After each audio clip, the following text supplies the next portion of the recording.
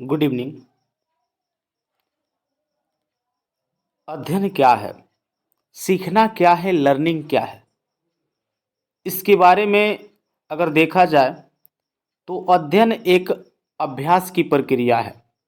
किसी भी चीज़ को बार बार करने के उपरांत वो अभ्यास में आ जाता है और व्यक्ति जल्दी उसको भूलता नहीं है। जैसे कोई व्यक्ति साइकिल चलाना सीखता है तो साइकिल चलाने के उपरांत यदि अच्छे से वो साइकिल सीख जाता है, वर्षों बाद उसको साइकिल दिया जाता है तो उसी प्रकार वो साइकिल चला लेता है जिस प्रकार पहले वो सीखा था। अध्ययन भी उसी प्रकार है। जैसे आप किसी भी अध्ययन को अभ्यास में लाएंगे, बार बार करेंगे, बार बार दोहराएंगे तो अपने आपके जीवन में वो अस्थायी हो जाएगा और कभी वो भूलेगा नहीं। ठीक है, तो आप क्या कर सकते हैं? अध्ययन को एक अभ्यास की प्रक्रिया बना लेंगे तो वास्तव में अध्ययन भी कभी जीवन में कभी भूलेगा नहीं। जैसे प्रश्न उत्तर होते हैं या कोई भी टॉपिक होता है, इसको अच्छे से पढ़ें और एक बार नहीं बार बार पढ़ें तो वास्तव में वो जल्दी भूलेगा नहीं। जैसे बच्चे क्या करते हैं, गलती ये करते हैं कि एक किताब को छोड़ करके 10 किताब पढ़ते हैं, लेकिन सफलता का अच्छा मार्ग ये है कि एक किताब को 10 बार पढ़ें। 10 बार पढ़ने से 10 तरीके से आदमी पढ़ पाता है। उसी प्रकार आप प्रत्येक बुक को पढ़ें, बार बार पढ़ें। बार बार पढ़ने से अभ्यास होगा और अध्ययन भी अभ्यास की प्रक्रिया है। विभिन्न प्रकार के मनोवैज्ञानिकों ने इस पर शोध किया और शोध करने के उपरांत अध्ययन के बारे में पता लगा के बताया और कहा कि अध्ययन और कुछ नहीं, अध्ययन क्या है? अभ्यास की प्रक्रिया है। उसी प्रकार कुछ प्रश्न है, अतिरिक्त प्रश्न कक्षा 9th के रसायन विज्ञान विषय से। पहला चैप्टर हमारे आसपास के पदार्थ से कुछ अतिरिक्त प्रश्नों को लेकर के आए हैं, इसको ध्यान से देखेंगे। पहला प्रश्न क्या दिया है? पदार्थ के कणों के बीच रिक्त स्थान होता है, उदाहरण देकर इसे समझाइए। तो पदार्थ के कणों के बीच रिक्त स्थान होता है, देखेंगे इसमें कई उदाहरण हो सकते हैं और होते भी हैं। जैसे मान लीजिए जब हम एक बीकर में पानी लेते हैं और उसमें पोटेशियम परमैंगनेट के कुछ कण डाल देते हैं, कुछ देर बाद हम देखते हैं कि पोटेशियम परमैंगनेट पूरे बीकर में फैल जाता है। अर्थात पोटेशियम परमैंगनेट का प्रत्येक कण जल के प्रत्येक कणों के बीच मिल जाता है, जिससे यह पता चलता है कि पदार्थ के कणों के बीच रिक्त स्थान होता है। उसी प्रकार अगला उदाहरण हम क्या कर सकते हैं? जैसे एक बीकर में जल लेकर 1 या 2 चम्मच उसमें चीनी या नमक डालते हैं, तो चीनी या नमक डालने के उपरांत जल का स्तर ऊपर नहीं उठ पाता। क्यों नहीं उठ पाता? क्योंकि पदार्थ के कणों के बीच, जल के कणों के बीच रिक्त स्थान होता है और उसी रिक्त स्थानों में वो कण, चीनी या नमक के कण जा कर के समाहित हो जाते हैं, जिससे पता चलता है कि पदार्थ के कणों के बीच रिक्त स्थान होता है। ये भी स्पष्टीकरण हो गया। उसके बाद आगे देखेंगे, अगला प्रश्न दिया है दूसरा नंबर, कारण बताइए। कारण बताइए क्यों गैस उस बर्तन को पूरी तरह भर देती है जिसमें उसको रखते हैं। आपको कारण बताना है कि किसी भी बर्तन को गैस पूर्ण रूप से भर देती है, इसका कारण क्या है? जैसे इसमें दूसरे का उत्तर होगा, ध्यान से देखेंगे, द्रवों की तुलना में गैसों की संपीड्यता अधिक होती है, जिससे ये जिस बर्तन में डालना होता है तेजी से स्थान लेते हैं और पूरी तरह भर देते हैं। ठीक है, इसका उत्तर होगा, कहने का मतलब गैसीय अवस्था में कोई भी पदार्थ होता है उसमें संपीड्यता की गुण सबसे अधिक होती है। संपीड्यता का मतलब ये है कि उसके बाहरी प्रेशर को दे करके उस कण को पास पास किया जा सकता है, यही संपीड्यता का गुण होता है। अगला प्रश्न तीसरा क्या दिया है, ध्यान से देखेंगे। वाष्पीकरण के कारण शीतलता कैसे होती है? ध्यान से देखेंगे, बहुत काफ़ी महत्वपूर्ण प्रश्न है और परीक्षाओं में पूछता है। वाष्पीकरण के कारण शीतलता कैसे होती है? उत्तर होगा, उत्तर क्या होगा?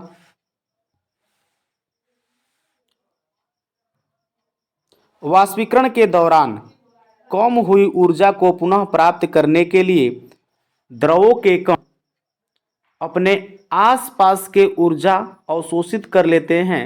इस तरह आसपास से ऊर्जा अवशोषित होने से आसपास ठंडक होने लगता है और शीतलता आ जाती है। वाष्पीकरण के जब वाष्पीकरण होता है तो वाष्पीकरण के कारण उसके आसपास की ऊर्जा को वाष्पन के द्वारा उड़ जाता है और उड़ने के उपरांत वहाँ निम्न ऊर्जा होता है, उष्मीय ऊर्जा उड़ जाता है और वहाँ पे शीतलता महसूस होती है और शीतलता के कारण ही ठंडक भी महसूस होती है। उसके आसपास को ऊर्जा को अवशोषित करके कण क्या होते हैं, माध्यम कण क्या होते हैं, ऊपर उड़ जाते हैं। अगला देखेंगे, ठोस कार्बन डाइऑक्साइड को शुष्क बर्फ क्यों कहते हैं? बहुत अच्छा प्रश्न है। ठोस कार्बन डाइऑक्साइड को शुष्क बर्फ क्यों कहते हैं? इसका उत्तर होगा, देखेंगे इसका उत्तर क्या होगा कि जब वायुमंडलीय दाब का माप 1 एटमॉस्फेयर एटीएम हो तो ठोस CO2 कार्बन डाइऑक्साइड द्रव अवस्था में आए बिना सीधे गैस में परिवर्तित हो जाता है। यही कारण है कि ठोस कार्बन डाइऑक्साइड को शुष्क बर्फ कहते हैं। अगला प्रश्न ध्यान देंगे, अगला प्रश्न क्या दिया है, ऊर्ध्वपातन किसे कहते हैं? अच्छा प्रश्न है, ऊर्ध्वपातन किसे कहते हैं? इसका उत्तर होगा, द्रव अवस्था में परिवर्तन हुए बिना ठोस अवस्था से सीधे गैस और वापस ठोस में बदलने की प्रक्रिया को ऊर्ध्वपातन कहते हैं। अगला प्रश्न है, वाष्पीकरण को प्रभावित करने वाले कौन कौन से कारक हैं? ये भी अच्छा प्रश्न है, ध्यान से देखेंगे। वाष्पीकरण को प्रभावित करने वाले कौन कौन से कारक हैं?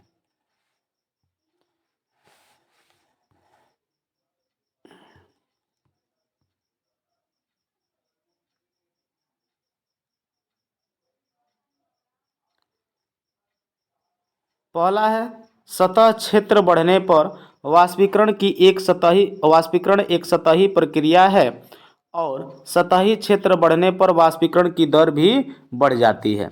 दूसरा है तापमान में वृद्धि। तापमान बढ़ने पर पदार्थ के कणों को पर्याप्त गतिज ऊर्जा मिल जाती है जिससे वाष्पीकरण की दर बढ़ जाती है। आर्द्रता में कमी, वायु में उपस्थित जलवाष्प की मात्रा जिसे आर्द्रता कहते हैं, वायु में उपस्थित जलवाष्प की मात्रा को आर्द्रता कहते हैं। जलवाष्प बढ़ने से आर्द्रता बढ़ेगी और आर्द्रता बढ़ने से वाष्पीकरण की दर घट जाती है। वायु की गति में वृद्धि, वायु की गति में वृद्धि होने से जलवाष्प के कण तेजी से वायु के साथ उड़ जाते हैं जिससे आसपास की जलवाष्प की मात्रा घट जाती है। अगला देखिए, अच्छा प्रश्न है, प्लाज्मा क्या है? प्लाज्मा क्या है? प्रश्न दिया है, प्लाज्मा क्या है? इसका उत्तर होगा, ध्यान से देखेंगे, प्लाज्मा पदार्थ की चौथी अवस्था है। नियान बल्ब के अंदर नियान गैस और फ्लोरोसेंट ट्यूब के अंदर हीलियम या कोई अन्य गैस होती है। विद्युत ऊर्जा प्रवाहित होने पर यह गैस आयनीकृत यानी आवेशित हो जाती है। आवेशित होने से ट्यूब या बल्ब के अंदर चमकीला पदार्थ तैयार होता है जिसे प्लाज्मा कहते हैं। पहले आज के समय तो LED का इस्तेमाल हो रहा है, लेकिन पहले CFL का प्रयोग किया जाता था। किसका?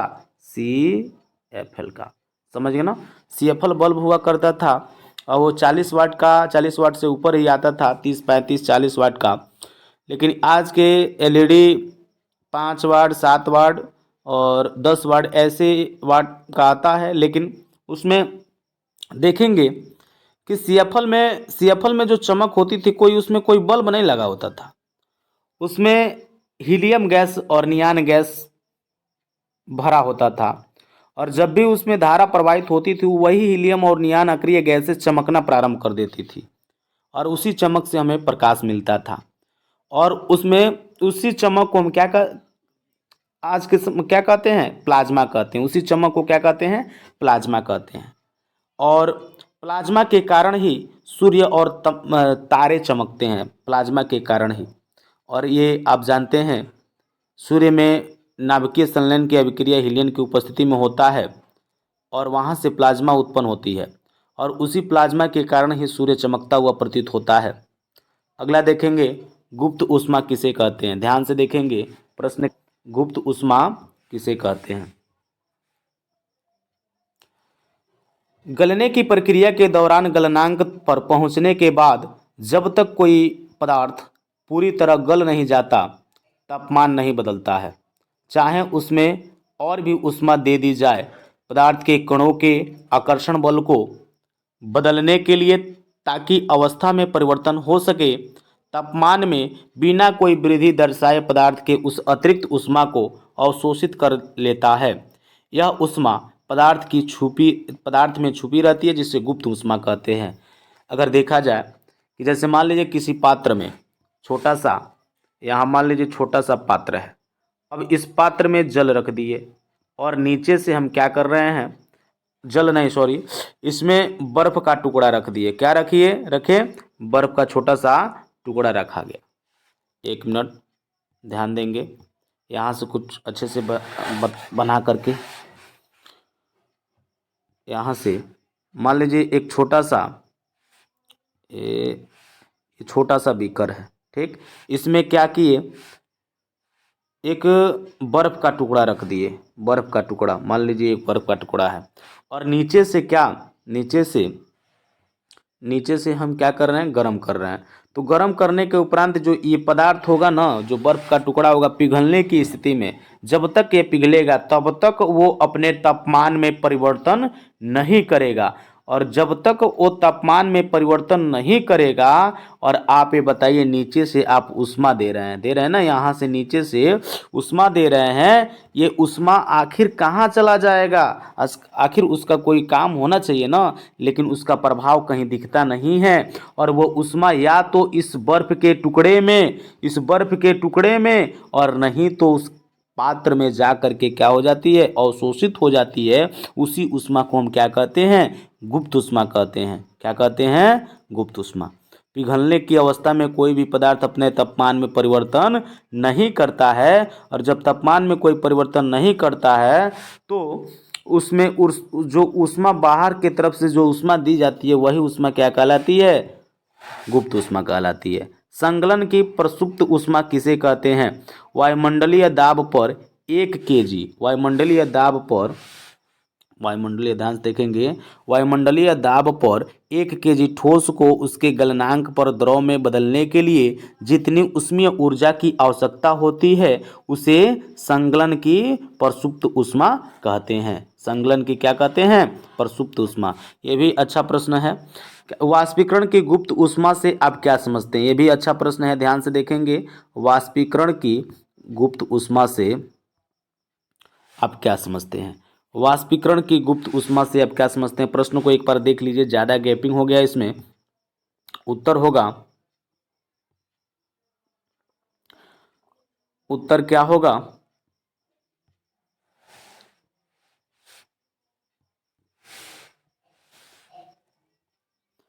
वायुमंडलीय दाब पर 1 kg द्रव को उसके क्वथनांक पर गैसीय अवस्था में परिवर्तन करने हेतु जितनी ऊष्मीय ऊर्जा की आवश्यकता होती है, उसे वाष्पीकरण की प्रसुप्त ऊष्मा कहते हैं। ये अच्छा प्रश्न है। वायुमंडलीय दाब पर 1 kg द्रव को उसके क्वथनांक पर गैसीय अवस्था में परिवर्तन करने हेतु जितनी ऊष्मीय ऊर्जा की आवश्यकता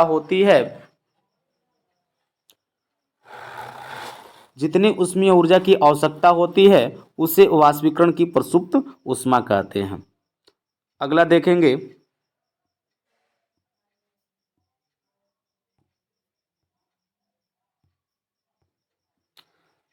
संघनन क्या है? ये भी अच्छा प्रश्न है। संघनन क्या है? जैसे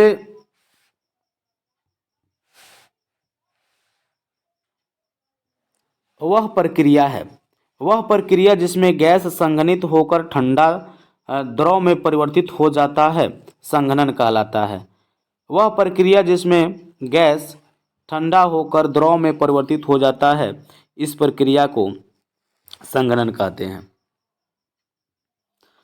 अगला प्रश्न है, ध्यान से देखेंगे।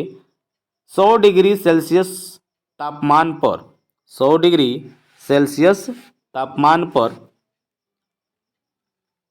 भाप अर्थात वाष्प के कणों में उसी तापमान पर पानी के कणों की अपेक्षा अधिक ऊर्जा होती है। उत्तर होगा, ध्यान से देखेंगे इसका उत्तर क्या होगा।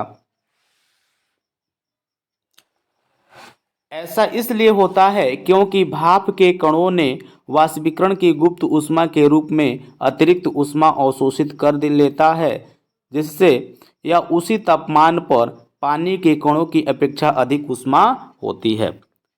गलनांक एवं क्वथनांक में अंतर, ध्यान से देखेंगे। गलनांक एवं क्वथनांक में अंतर क्या है, ये परीक्षाओं में पूछा जाता है। एक कॉलम में क्या लिखेंगे, गलनांक लिखेंगे, और एक कॉलम में क्या लिखेंगे, क्वथनांक लिखेंगे।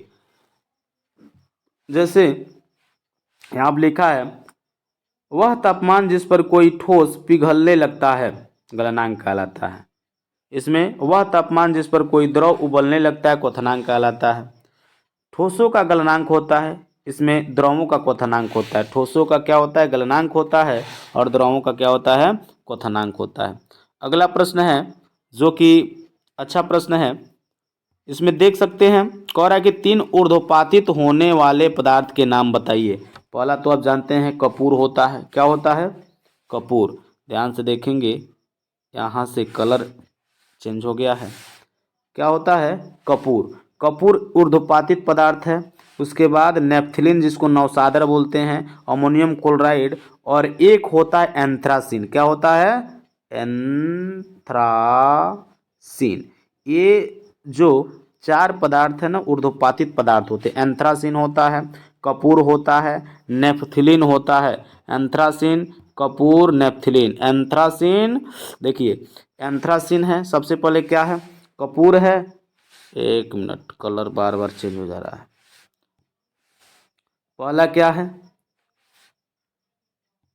पहला कपूर है, और दूसरा नेफ्थिलीन या नौसादर उसी को बोलते हैं, अमोनियम क्लोराइड है, और तीसरा होता है क्या, एंथ्रासीन। क्या होता है, एंथ्रासीन। ये भी क्या है, एक प्रकार का ऊर्ध्वपातित पदार्थ है। ध्यान से आप देख लीजिएगा, ऐसे का महत्वपूर्ण प्रश्न है, जो अतिरिक्त प्रश्न है, परीक्षाओं में पूछ दिया जाता है इससे प्रश्न, और ध्यान से इसको कॉपी पे नोट कर लीजिएगा ताकि आगे परीक्षाओं में काम आ सके। Thank you.